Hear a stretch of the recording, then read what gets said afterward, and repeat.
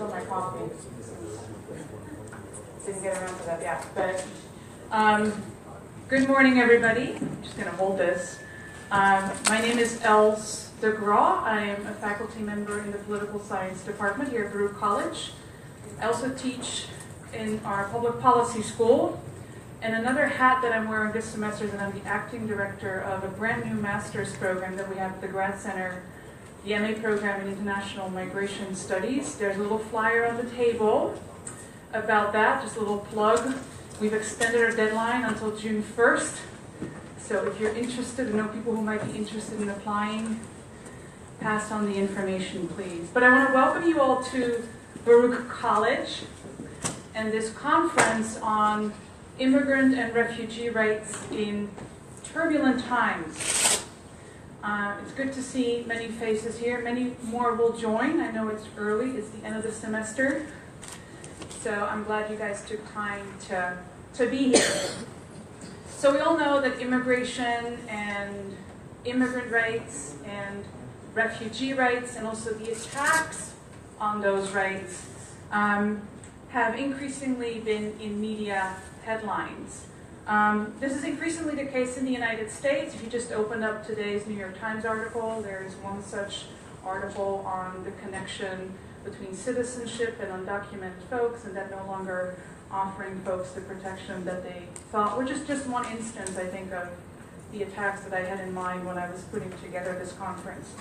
But these attacks have been on the increase, and the reporting of it in the United States, particularly after Donald Trump was elected president. However, this is also the case in other parts of the world, most notably Europe, where anti-immigrant groups and political parties on the far right are cruising on an anti-immigrant and anti-refugee platform or wave.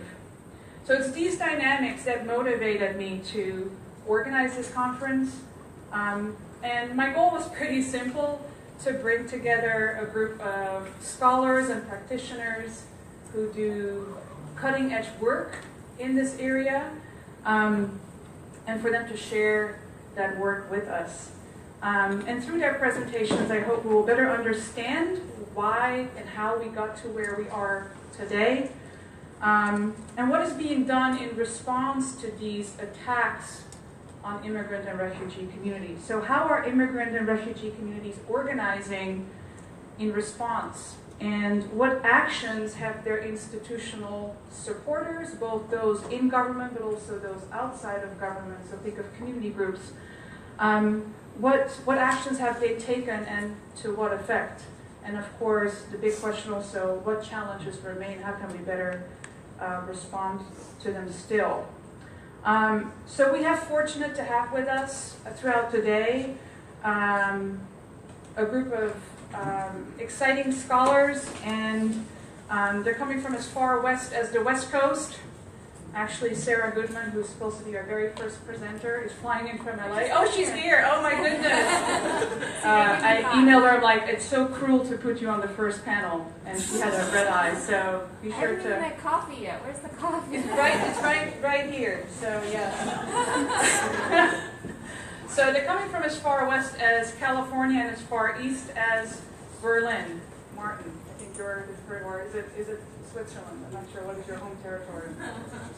It is Switzerland. All right. I'm not sure which one is further east. Yeah, anyway. But just to show you that we have scholars from all over the world and everything in between California and Switzerland. No, you should have received the program when you checked in. The program lists the different panels that we're having. Also had a little slide here. And 4 exciting panels. The first one on refugee issues, the second one looking at federal immigration enforcement and also state politics as it relates to immigration. So the second panel is more focused on the US. The first panel draws on comparative research from different parts of the world. The third panel looks at city responses to immigrant integration, immigrant rights. And then the fourth panel will look at the organizing that immigrants and refugees are doing themselves in these trying times. We also have a fabulous lunch keynote speaker by no one less than Justin Guest, who is from George Mason University. And he's long done work on comparative politics, minority political behavior, and also immigration and immigration policy. Now, besides hearing from all the folks that are on the program, we also want to hear from you. There's 2 mics strategically positioned in this room. The presenters, I've asked them to present no more than 15 minutes. So there should be ample time for comments and questions from the audience. There's note cards and pens on the table if you want to scribble down your thoughts. We're going to save the comments and questions till the end of the panel, but we'd love to hear from you all. And we have, as I was looking over the RSVP list, we have a variety of folks here. Of course, there's other faculty and students. There's also practitioners and community advocates, and a few foundation representatives. So we'd love to have all these perspectives be part of the mix today.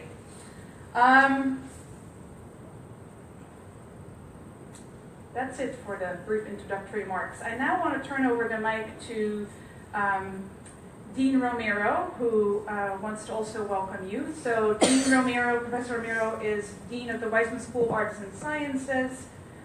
He's an immigrant from Venezuela, so he has a personal connection to these issues as it relates to immigrants and refugees. You can find a more complete biographical note in your booklet. The Dean has been very supportive of this conference, and I'm very grateful for his support. And he's also made available the funding to make this event happen.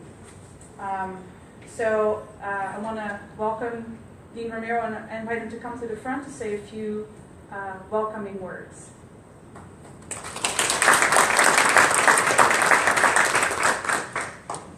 Thank you, Els.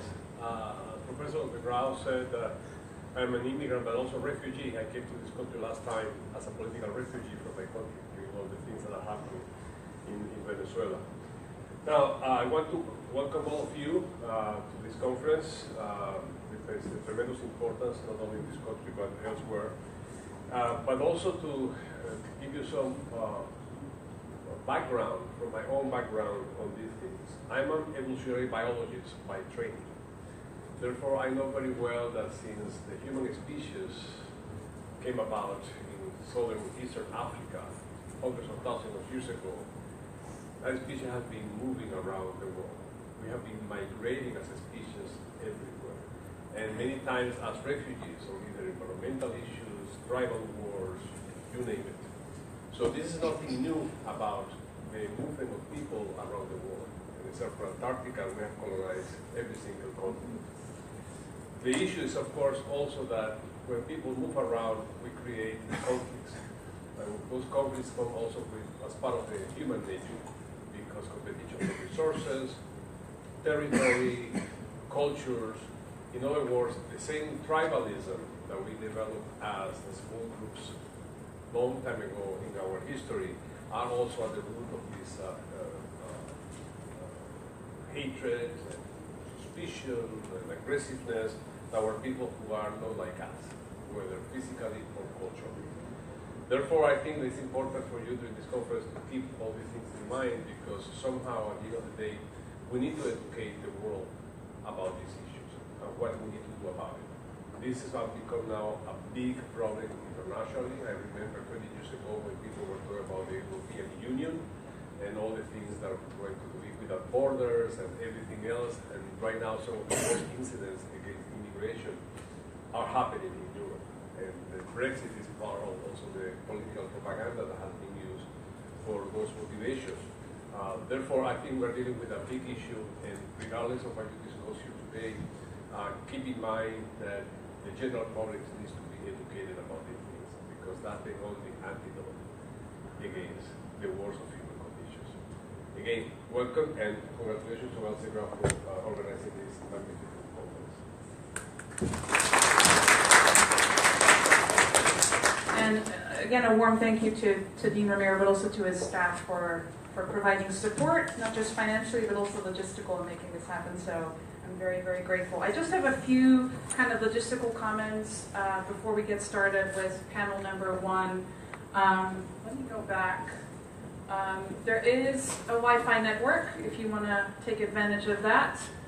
It's Baruch-events, and the password is immigrant, all lowercase. There's a code room to my left, to your right, where you can leave your code and other stuff that you don't want to deal with the rest of the day. We are live streaming this event. Is it on the Weissman page? The political science page. Okay, so it is live streamed through the Baruch Political Science Facebook page. There will be refreshments throughout the day right behind me, so feel free to get up at any time to help yourself. Right now there's coffee and breakfast pastries. And there's a couple of volunteers around that are helping me make this event run. Olivia, who is sitting, you want to raise your hand? She's sitting up front. She's a recent graduate of our political science program and currently works as my research assistant, and she's here today. Thank you so much. Up front is Sharina John, I think, who also works for the political science department and will be in and out throughout the day. So if you have questions about things related to, I don't know, the campus or other things, approach me, Olivia, or Sharina. And there might be other volunteers, and I will introduce them as they arrive. And then last but certainly not least, the restrooms are outside that door on that side of the room. So I think that covers all the basics. So with that said, I think we should kick off with panel number 1. And I want to invite to the podium the folks whose names